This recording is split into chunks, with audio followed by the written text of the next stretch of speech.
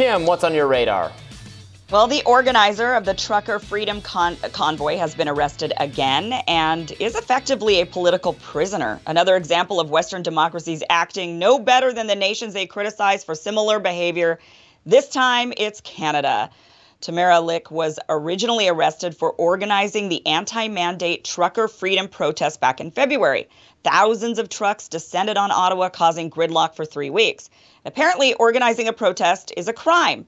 And so the Canadian government charged her and her co-organizers of counseling to commit mischief, which is a charge that is extremely flexible and gives the authorities the ability to do pretty much whatever they want. They can label nearly anything they don't like as counseling to commit mischief, and the punishment can range from a simple fine to life imprisonment. The Trucker Freedom Convoy never turned violent. No one was harmed. The only thing that happened was a slowdown of traffic and loud honking that went on through the night. It was a protest, a loud, annoying, inconvenient one. The truckers and many others were protesting the government's policies of requiring COVID vaccinations to work, travel, or cross into Canada. But again, no one was hurt. Nothing turned violent. So it was especially odd when Justice Julie Bourgeois refused to grant Tamara bail. Encouraging a protest shouldn't be a crime, but if it is going to be a crime, it shouldn't be one that warrants being locked up indefinitely. What danger is Tamara to society? I can understand the danger she poses to the political establishment, but she isn't someone average Canadians should fear. It was then discovered that Judge Bourgeois may have acted politically. She had run for a seat in the Liberal Party 10 years prior, one of the parties Tamara is vocal against. Now, Tamara's lawyers challenged the denial and won her right to post bail. Her bail came with some conditions. For example, she had to leave Ottawa within 24 hours and couldn't post to social media. She was also ordered not to have any contact with other Freedom Convoy organizers. Well, in late April, it was announced that Tamara was the recipient of the George Jonas Freedom Award by the Calgary-based Justice Center for Constitutional Freedoms. They were giving her this award specifically because of her work organizing the Freedom Convoy. Now, though the award was announced in April, the award ceremony wasn't to take place until June 16th in Toronto. Well, the Canadian government wasn't very happy about this and sought to put Tamara back in jail over claiming accepting the award was a violation of her release agreement. They argued her accepting the award violated the term that she wouldn't support anything related to the Freedom Convoy. Well, luckily for Tamara, the judge didn't agree with this, refused to put her back in jail, and even warned that this was smelling like political imprisonment. Justice Kevin Phillips said, quote, "The courts are not a thought police. We seek only to control conduct to the extent that certain behavior will violate or likely lead to violation of the law. Here, the objective was to keep a highly problematic street protest from reviving or reoccurring. No court would ever seek to control the possession or manifestation of political views." So he was clarifying that the bail agreement of not supporting anything related to the Freedom Convoy didn't mean she couldn't mentally or emotionally support it. The support meant doing anything to keeping it going or reviving it. It meant physical support. But this decision was back in May before the in-person award ceremony even took place. The Canadian government was complaining back then about her just receiving the award and accepting it in spirit. So you can imagine how they reacted when Tamara went to accept the award in person on June 16th. Tamara went, and while she was there, she took some photos, as people do when they go to events. Now Tamara is back in jail, and allegedly it's over this photo.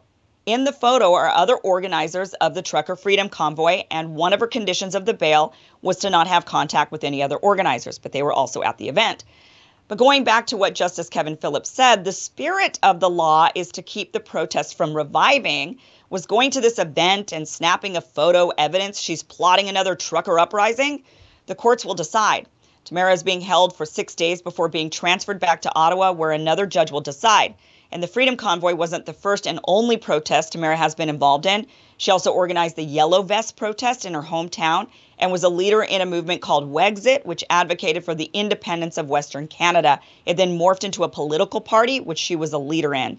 So she's a pain in the Canadian government's ass. She knows how to get people motivated and mobile, and people follow her. That's considered dangerous to the political establishment. And so the big question is, do you think they're jailing her for it?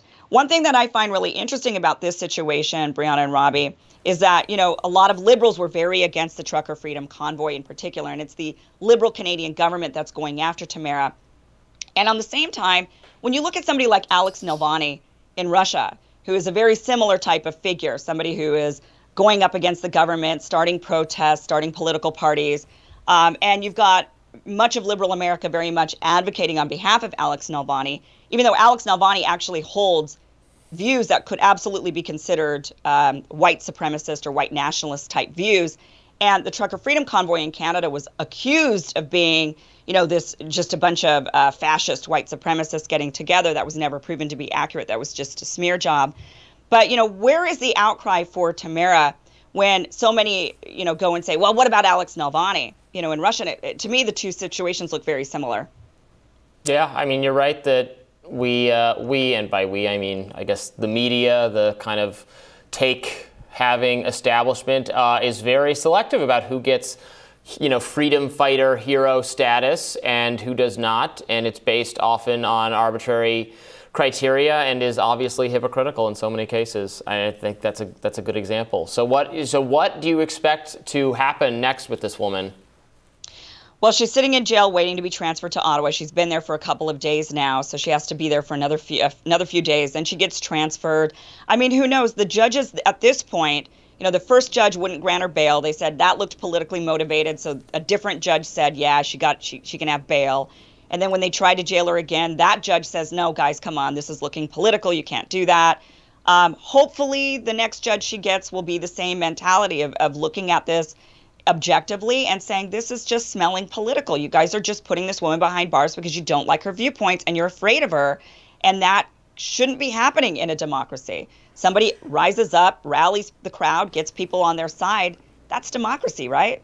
Yeah, look, the left has been saying this for a long time, that cops, the criminal justice system as it operates, is there to defend capital and quash political dissidents and anybody who would object to the system, which currently has so many people living paycheck to paycheck and on a razor's edge. And there are lots of conversations had by the take masters trying to differentiate why this protest is different from this protest and why I'm not going to be upset about the 1-6 stuff, but I am going to be upset about Black Lives Matter and every other kind of thing. At the end of the day, people just need to own their ideological priors and say, I believe that Black Lives Matter and I believe that protesting, even if it breaks the law, is just. That's the whole principle behind civil disobedience, that there are unjust laws and you shouldn't follow unjust laws and you have to be willing to go to jail and suffer the consequences for that. But that's exactly what that teaching is all about. Mm-hmm. And to stop trying to say, well, these conditions were exactly like these conditions, or this one was violent and this one wasn't violent.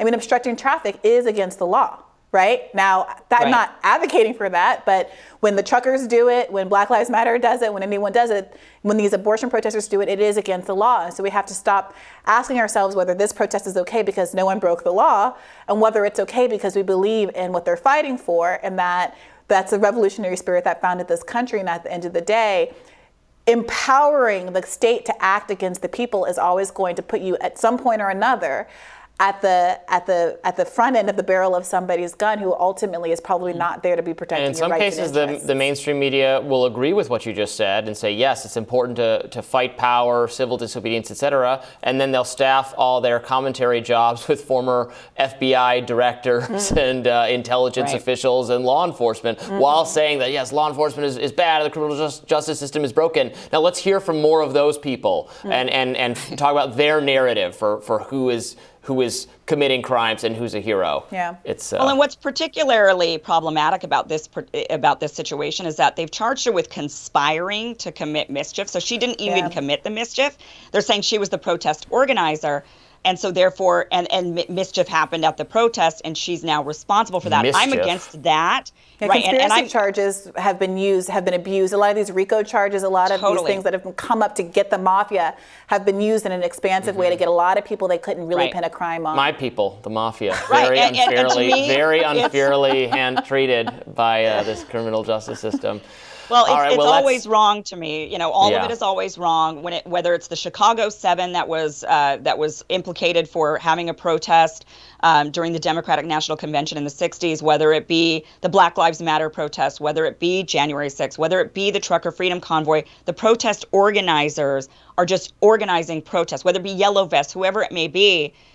Going after the organizers, whenever, and sometimes protests turn violent. It happens. Things get out of hand. But the organizers should never be responsible for that unless you can directly link that they were actually like plotting and planning in some basement saying, let's go do this, crazy thing. And that's the big, I think that's the underlying message here. Indeed. Well, thank you, Kim. We will conspire to commit more mischief. And tomorrow on Rising Fridays, Emily Jashinsky will be joining us for our panel. I'll be remote, but I'll still be in the show. Brianna, you'll have the studio to yourself. Maybe they can finally turn down the air conditioning for me. And the New York Times podcast, the argument host Jane Coaston will get into the big news of the day with us as well. Exciting. Yes. Yeah, be sure to like, share, and subscribe so you don't miss any of it. And be sure to subscribe wherever you listen to podcasts. You can download us and listen to us on the go. All right, everybody, thank you so much for joining us today. It was a spirited day, a fun day, right? We had great conversations, as we always do. Time. Multiple viewpoints here. We're like the real View, unlike the View, right? Like we're the real View. Rising. No one's getting up and walking off like Whoopi. That's it. I'm out of here. All right, guys. We're all walking out of here right now. Thank you so much for watching. See you later. Bye-bye. See you tomorrow. Bye-bye.